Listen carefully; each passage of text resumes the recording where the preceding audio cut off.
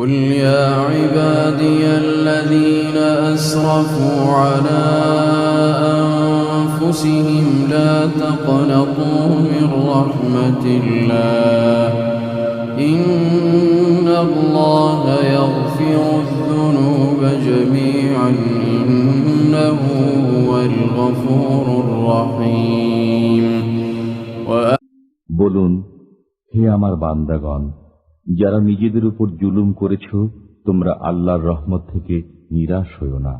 নিশ্চয়ই আল্লাহ সমস্ত গুনাহ মাফ করেন, তিনি ক্ষমাশীল, পরম দয়ালু।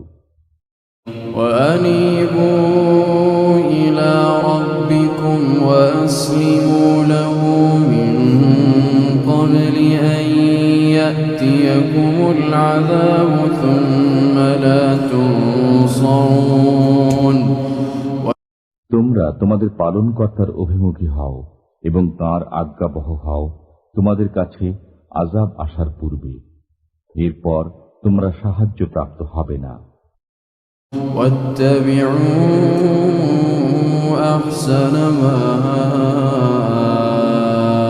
أنزل إليكم من ربكم من قبل واتبعوا أحسن ما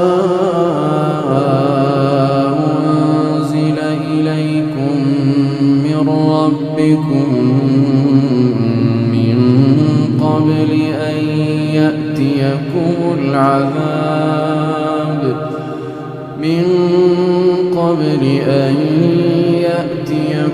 العذاب بغتة وأنتم لا تشعرون তোমাদের প্রতি অবতীর্ণ উত্তম বিষয়ের অনুসরণ করো, তোমাদের কাছে অতর্কিতে ও অজ্ঞাতসারে আযাব আসার পূর্বে।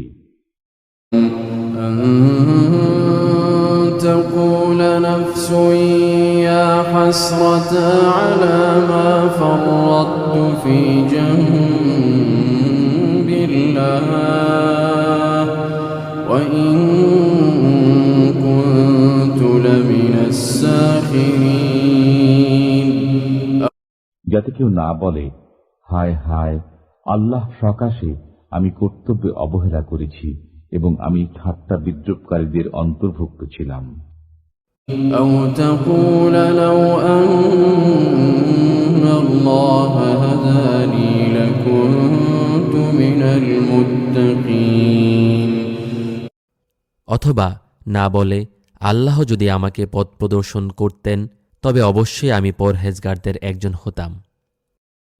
أو تقول حين ترى العذاب لو أن لي كرة فأكون من المحسنين অথবা আযাব প্রত্যক্ষ করার সময় না বলে, যদি কোনরূপে একবার ফিরে যেতে পারি তবে আমি সৎকর্মপরায়ণ হয়ে যাব। بلى قد جاءتك